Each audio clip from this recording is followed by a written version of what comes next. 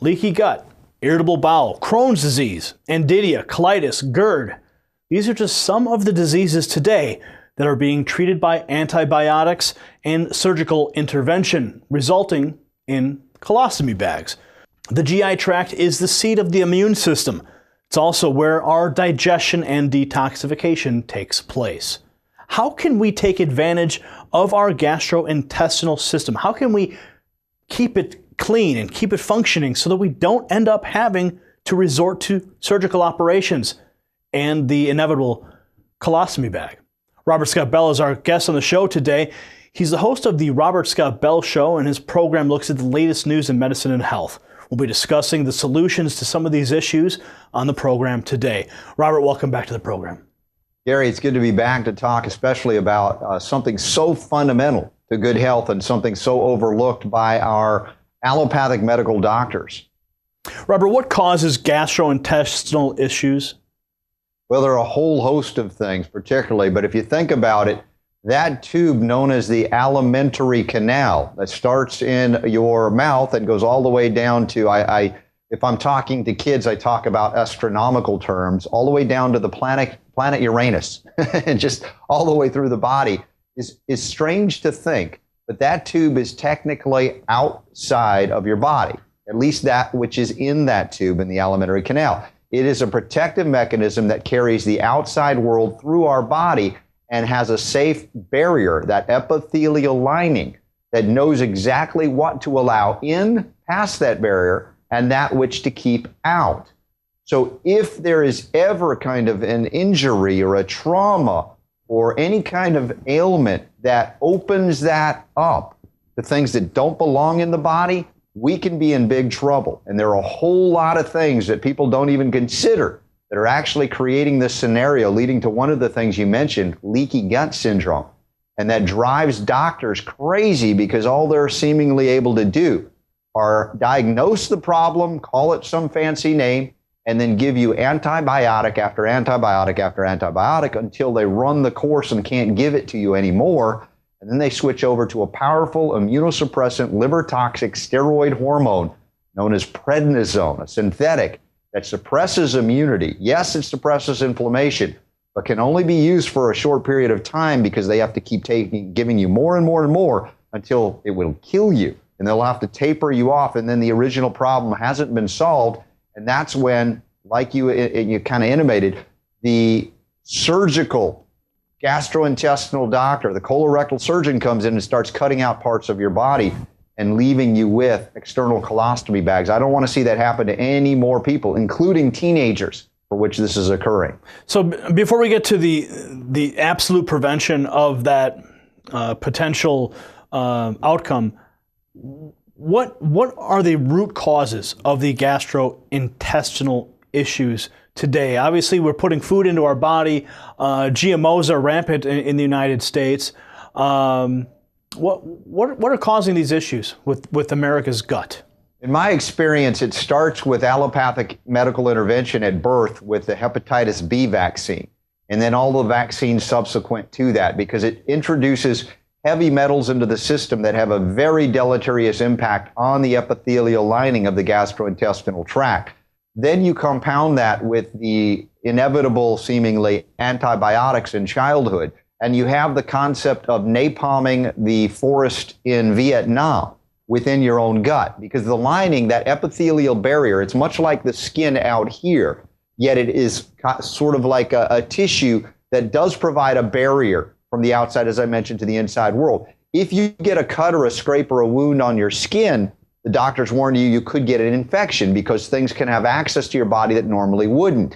It's the same thing that's going on in here. And the antibiotics go in and they try to wipe out bad guys, but they indiscriminately kill a whole host of beneficial bacteria that keep your system strong and balanced, at the same time creating explosions like little bombs going off, cluster bombs in the gut that create inflammation of the tissue, creating injuries, wounds, just as sure as you got a cut or a scrape or an open wound in or on your skin. So damage is actually starting at the onset of basically birth, is what you're saying.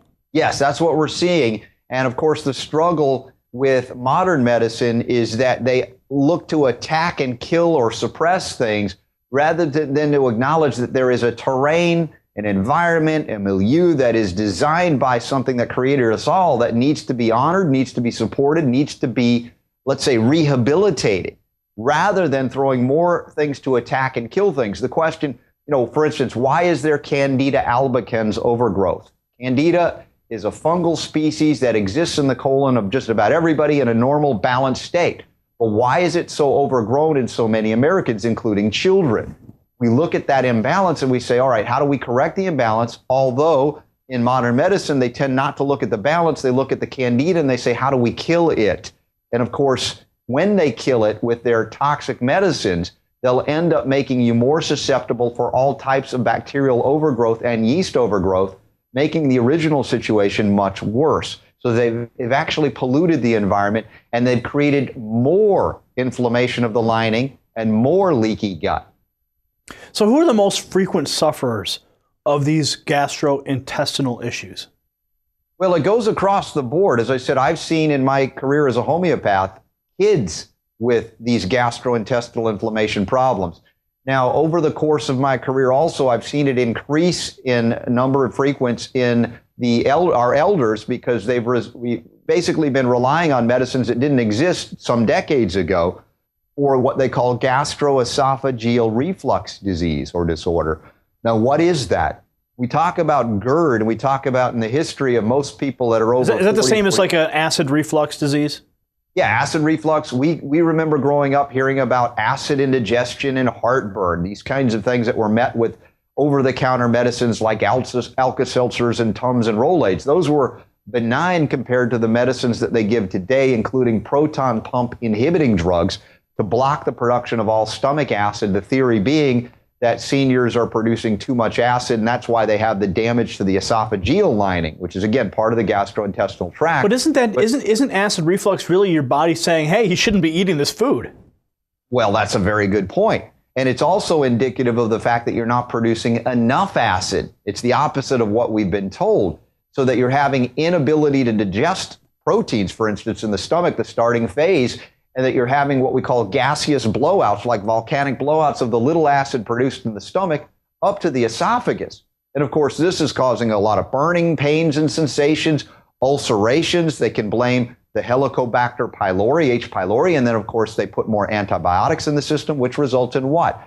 More gastrointestinal inflammation, more leaky gut. And now you've got things that transit through the lining of the gut into the blood, like proteins that are undigested, that result in immune dysregulation and allergies. Yes, the seat of allergies is the gut, not the allergen. And that's an important distinction to make as well. Robert, it's amazing the chain reaction that takes place just from your stomach, and then being treated with something like a Prilosec, an over-the-counter acid reducer. What are the long-term effects of somebody who takes an over-the-counter pill for acid reflux? Yeah, they used to be prescription. A lot of them have, as you mentioned, gone over the counter. And basically, it stops digestion. If digestion was poor before, it basically stops much of the primary mechanisms of digestion and breakdown, which means you're going to have diseases of deficiency, nutrient deficiencies, subtle but powerful over time, to the point where I see manifestation of much worse chronic, debilitating, degenerative diseases, and that would include the development years down the road of cancer. Now, how does cancer play into this? Well, cancer is, the ultimate cellular dysregulation, and we'd call it almost a rebellion. I believe and perceive it differently than the allopathic oncologists, that we look at cancer as a manifestation of extreme long-term toxicity and nutrient deficiency, where the body is no longer functioning and the cells no longer die like in a normal cellular life cycle. And so the cells become cancerous and they begin to grow. And if they metastasize, they can be life-threatening. So what we're looking to do is correct the integrity of the gastrointestinal lining, that basis for which we are protected from outside toxins. And also, we are assured that the proper nutrients in their proper form are brought out from the food and drinks that we consume and get into the body to nourish the cells back to health or prevent them from ever going into a rogue state. Robert, we have to take a quick break. When we come back, I want to discuss with you some of the solutions to these diseases we've been talking about, the homeopathic solutions. We're talking with Robert Scott Bell. He is the host of the Robert Scott Bell Show. You can listen to him live every day at Natural News Radio and the Genesis Communications Network. We'll be right back.